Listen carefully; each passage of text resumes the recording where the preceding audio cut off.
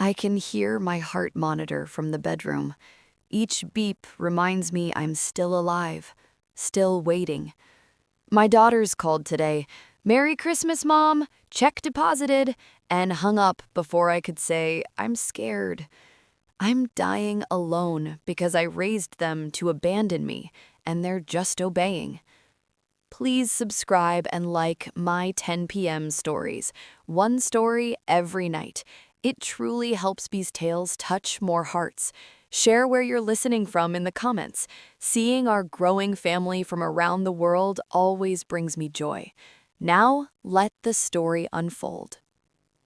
This is about realizing your children are rehearsing your funeral while you're still breathing. They've already started grieving, practicing their sadness in homes far away, safe from the smell of sickness, the sound of machines, and the sight of their mother disappearing. I raised them to be strong without me. Now they're so strong they can lose me from a distance. The cruelest gift a mother can give is teaching her children how to survive her absence before she's even gone. The snow started falling around 7 p.m., soft flakes catching the glow of my Christmas lights. I sat in my chair by the window, the same chair where I've spent most evenings this year, watching the hill that leads down to town. My hands trembled as I held my phone, reading the messages again. "Merry Christmas, Mom. Sent you $500. Get yourself something nice. Love you." That was from Lisa, my oldest, 43 years old, living in Seattle with her architect husband and 2 teenage boys whom I barely know. "Happy holidays. Check your account. Deposited your gift. Stay warm." From Sarah, my youngest, 39, divorced, busy with her real estate career in Phoenix and her new boyfriend whose name I can't remember. The messages arrived within an hour of each other, probably reminders on their phones. "Send Mom money. Check. Done. Obligation fulfilled." I typed responses, deleted them, typed again. "Thank you, sweethearts." Added heart emojis, because that's what we do now. Communicate in symbols that cost nothing and mean less. My reflection in the dark window showed an old woman wrapped in blankets, alone on Christmas Eve. When did I become this? When did my daughters learn that money was an acceptable substitute for showing up? 3 mornings a week, I ride the hospital shuttle down the hill for dialysis. 4 hours hooked to machines that clean my blood because my kidneys gave up. The nurses are kind, Jennifer with her gentle hands, and Marcus who tells jokes to make the time pass. They know my situation. They see me arrive alone and leave alone, week after week. "Any family visiting for Christmas?" Jennifer asked me yesterday about adjusting my IV line. "They're busy," I said automatically. "They have their own lives." She nodded, but I saw pity flicker across her face. That's what I've become, the elderly patient everyone pities because her children never visit. My doctor pulled me aside last week. Dr. Ramirez, a woman in her 50s with tired eyes and graying hair pulled back in a practical bun. "Tena, I need to be honest with you. Your numbers aren't improving. The dialysis is buying time, but not much. Months, maybe. Possibly weeks." I thanked her, asked about dietary restrictions, made a joke about finally being able to eat whatever I wanted if time was short. She didn't laugh. That night, I called both daughters, left voicemails. "Hi, honey, just checking in. Doctor's appointment today. Call me when you have a chance." Lisa texted back, "Everything okay? Can't talk now, Jordan has a game." Sarah called 3 days later. "Sorry, Mom, crazy week. You good? Need anything?" What I needed, I couldn't ask for. How do you tell your children you're dying when they're too busy to talk?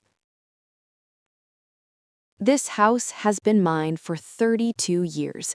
Bought it when the girls were young, after the divorce from their father. 3 bedrooms on a hill overlooking the valley.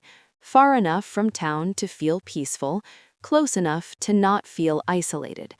Back then, the isolation was chosen. Now it's imposed.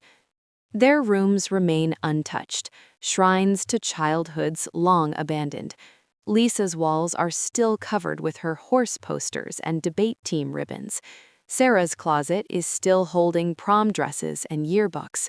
I kept everything because I believed they'd come back, that these rooms would fill again with their laughter and late-night talks. Instead, they became guest rooms that never host guests. I walked through Sarah's room tonight, touching the dusty surfaces, remembering. She was 15 when she told me she hated me, screaming it across the dinner table because I wouldn't let her go to some party. "You don't understand anything. You never listen. I can't wait to leave this house." I slapped her, the only time I ever struck either of them. The sound echoed in the silence that followed, and her face, shocked, hurt, furious, still haunts me. She left for college at 18 and rarely came back. When she did, we were polite, careful. We'd learned to keep our words soft and our distance safe. Now I'd give anything to have her scream at me again, because at least that was feeling, at least that was a connection. Their father, Robert, taught me that love could be practical. He was 32 when we married. I was 23, pregnant with Lisa, terrified and alone. He did the right thing. That's what everyone said. Robert's a good man. He's doing right by you.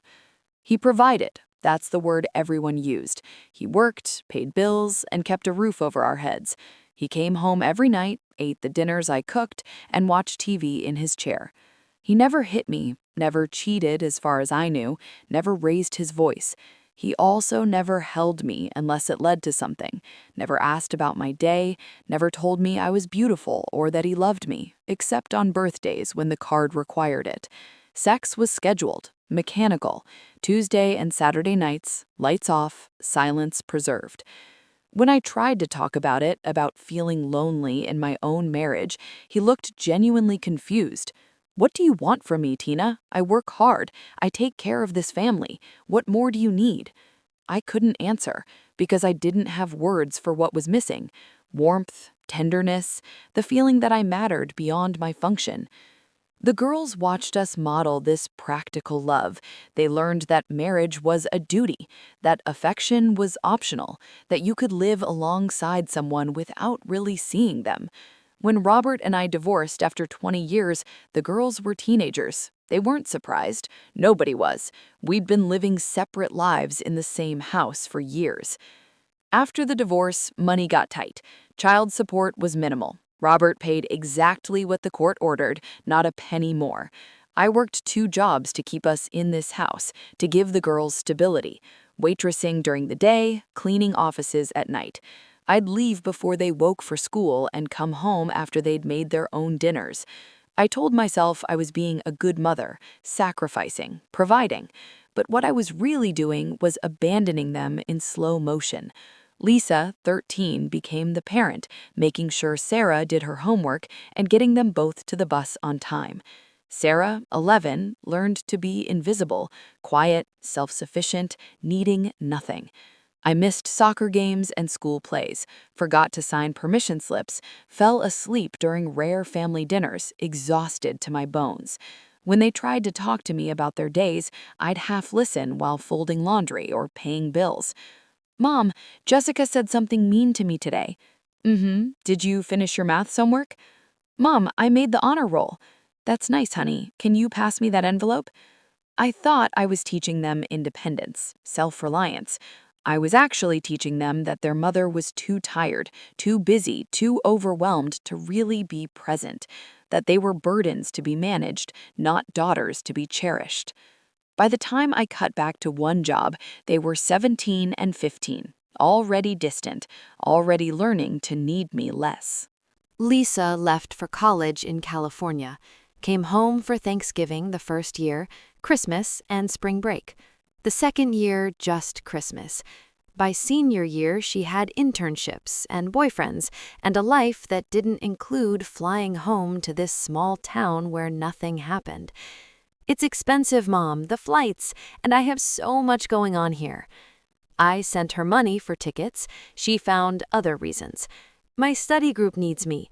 Chad invited me to meet his parents. It's just easier to stay here. Sarah followed the same pattern 4 years later. College, distance, and reasons that sounded reasonable but added up to I don't want to come home. I told myself it was normal. Kids grow up, move away, and build their own lives. I was proud of them. Lisa with her marketing career and Sarah with her real estate success. They were independent and strong, exactly what I'd raised them to be.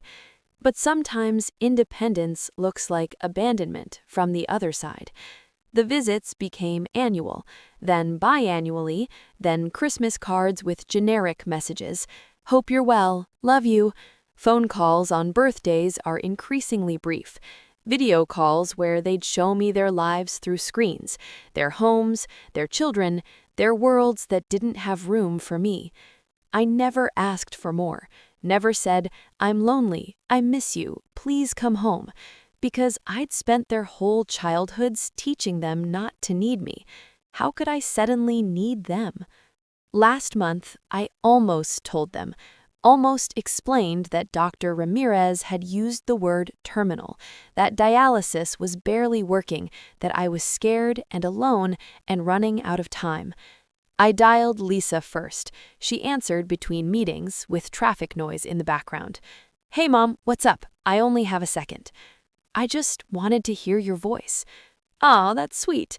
Listen, I'm about to pull into the office. Can I call you back tonight? She didn't call back. I didn't call again. I tried Sarah next day, got voicemail, left a message. Hi, sweetheart, nothing urgent, just wanted to chat. Love you. She texted 3 days later. Sorry, work is insane. Everything good? I typed, I'm dying. The doctors say months, maybe weeks. I'm alone and I'm scared and I wish you were here. I deleted it. Typed instead, all good, just wanted to say hi. That's when I understood the trap I'd built. I'd taught them that I didn't need emotional support, that I was fine, always fine, capable and independent. I'd taught them that practical help, money, gifts, brief check-ins was sufficient. Now, when I desperately needed them to see through my I'm fine and recognize I was drowning, they believed the performance, because I'd given them no reason not to. The bitter truth settled in my chest like ice. I was going to die alone because I'd spent their entire lives teaching them how to leave me alone. Lisa has 2 sons, Jordan, 16, and Mason, 13. I've met them exactly 7 times. The last time was 3 years ago, an awkward weekend where they sat on my couch playing on their phones while Lisa and I made strained conversation. They called me Grandma Tena, formal and distant. When I asked about school, they gave one-word answers. When I tried to hug them, they stiffened. They were polite, well-mannered strangers who counted down the hours until they could leave. Lisa apologized. They're at that age, they're not comfortable away from their friends. But I saw the truth in their eyes. They didn't know me. I was an obligation, a duty visit, the old woman their mother felt guilty about. Sarah has no children, got divorced at 35 before they'd started trying. It's for the best, she told me over the phone. Kids need 2 stable parents. I can barely take care of myself. I wondered if she meant it, or if watching her own mother work herself to exhaustion had taught her that motherhood was sacrifice without reward. Now, I'll never know my grandchildren. Jordan and Mason will grow up with vague memories of an old woman in a house on a hill. They'll hear their mother say, "We should have visited more," at my funeral, and they'll nod and feel nothing, because you can't mourn someone you never really knew. The family tree ends with me. Not in blood, Lisa's boys will carry on, but in connection, in closeness, in the web of intimacy that makes family more than shared DNA. I almost died last January, collapsed during dialysis, blood pressure crashed, and Jennifer screamed for Dr. Ramirez while Marcus started chest compressions. I remember floating above it, watching this old woman's body convulse while strangers fought to keep her alive. I remember thinking, this is how I die, alone in a hospital room with people who are paid to care. They saved me, stabilized me, kept me for 3 days under observation. I called both daughters from my hospital bed. Lisa sounded panicked. "Oh my God, Mom, are you okay? Do you need me to fly out?"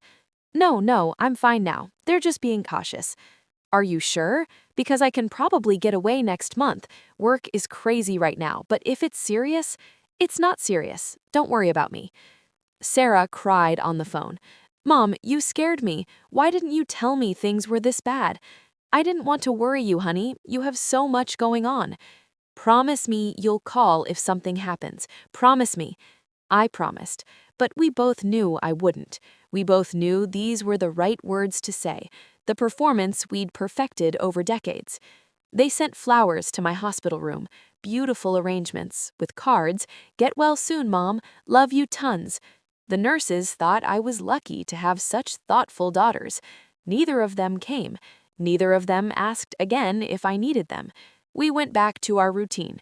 Weekly check-in texts, monthly phone calls, and money transferred for birthdays and holidays. I've written them both letters, sitting in this chair over the past month, struggling to find words that will make them understand without making them feel guilty. It's impossible. Every truth sounds like an accusation. Dear Lisa, I'm proud of you, but I wish you'd come home more often. Translation, you abandoned me. Dear Sarah, I understand you're busy, but I'm lonely. Translation, you're failing as a daughter. I've written and rewritten, trying to strike the right tone. Honest but not bitter, vulnerable but not manipulative. The letters sit in my desk drawer, unsent. Because what's the point? They'd feel terrible, make promises, and maybe even visit, but it would be guilt-driven and temporary. I don't want to be their obligation. I want to matter. And you can't force that. The truth I keep returning to is this. I made these relationships. I set the boundaries, taught the patterns, and modeled the distance. Lisa's practicality and Sarah's emotional unavailability, these are my legacy. They learned from watching me with their father, watching me prioritize work over presence, and watching me handle everything alone. Independence was my armor, and I wore it so well they never saw the lonely woman underneath. Now I'm paying the price for that armor, dying alone, wishing I'd been brave enough to need them when it might have mattered, wishing I'd taught them that love means showing up, not sending money, wishing I'd demanded more when there was still time to build something better. Dr. Ramirez called yesterday afternoon. "Tina, your latest blood work is concerning. The dialysis isn't filtering effectively anymore. Your kidneys are at 5% function. We need to discuss next steps." "What are the next steps?" Silence. Then, "Hospice, making you comfortable. I'm sorry." I thanked her, asked about timing. She hedged, weeks, possibly days, depending on various factors. My body was shutting down. The machines had bought me time, but the loan was being called in. I didn't call my daughters. Not yet. Tomorrow, maybe. After Christmas. Let them have one more holiday without the weight of my dying. Instead, I sat in this chair and watched the snow fall. Thought about all the Christmases we had together, when they were small, excited, and believing in magic. Thought about the Christmases after the divorce, when I worked doubles and they opened presents alone. Thought about the past decade of Christmases, increasingly distant, the phone calls getting shorter, the excuses more practiced. This is my last Christmas. I know it with certainty.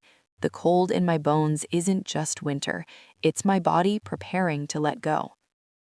Tomorrow morning, the shuttle will come to take me to dialysis. Maybe the machines will work one more time. Maybe they won't. Either way, time has run out. If they were here, both of them, sitting with me in this room, this is what I'd say. "I'm sorry I taught you that love was practical, that providing was enough, that you could be a good daughter by sending money and making brief calls. I'm sorry I never asked for more, because I didn't know how to ask. I'm sorry I was too proud, too independent, and too scared to admit I needed you." I'm sorry I worked so much when you were young. Sorry I missed your games and plays and all those small moments that add up to a childhood. I thought I was teaching you strength, but I was teaching you that work matters more than presence, that survival matters more than connection. I'm sorry I stayed with your father as long as I did. Sorry you grew up watching a marriage without warmth, without affection, without the kind of love that makes you believe love is worth having. You learned from us that people can live together without really knowing each other. That's my fault. I'm sorry I never taught you to need me, never showed you that vulnerability is strength, that asking for help is brave, that family means showing up even when it's inconvenient. I was so busy being strong that I forgot to be human. Most of all, I'm sorry we never learned to be close, that our relationship is built on transactions instead of intimacy, that I'm dying alone because I was too scared to risk being a burden. But they're not here, and even if they were, I don't know if I could say these things out loud. Christmas morning, the snow has stopped, leaving the world white and silent. My phone buzzes, texts from both daughters. "Merry Christmas, Mom. Hope you have a wonderful day." I type back, "Merry Christmas, my darlings. I love you more than you know." The shuttle will be here in an hour. I'm too weak to walk. They'll have to wheel me. Jennifer will be there, and Marcus, and they'll hook me to the machines one more time. My blood will leave my body and return, and we'll all pretend it's working. But I know the truth. This is the end. I look around my house, the Christmas tree with its lights, the stockings I hung for daughters who aren't coming, and the photos on the wall of two little girls who grew into strangers. I tried my best. It wasn't enough, but maybe it never could have been. Maybe some distances can't be closed. Maybe some patterns, once set, can't be broken. Maybe teaching your children to live without you means accepting that they will. The machines hum, the snow melts, time runs out. And in this moment, I understand. We get one life, one chance to build the relationships that matter, one opportunity to choose closeness over comfort, vulnerability over pride. I chose wrong, made my choices years ago, and lived with the consequences. Now I'm dying the way I lived, alone, independent, asking for nothing. The shuttle's horn sounds from down the hill. Time to go. If there's another life, I'll do it differently. I'll hold my daughters closer. I'll teach them that love means presence, not presence. I'll be brave enough to need them. But there's no second life. There's only this one. And mine is ending. I wheel myself to the door, lock it behind me, and begin my last descent down the hill. They say you die how you lived. I lived independently, proudly, never asking for help. Now I'm dying the same way. If you have people you love, don't make my mistake. Don't wait until you're dying to admit you need them. Some truths come too late to matter. If this story touched you, stay with me for the next one. Subscribe, like, share it with someone who would feel it, and leave your thoughts in the comments. My 10 p.m. stories. One story every night at 10 p.m.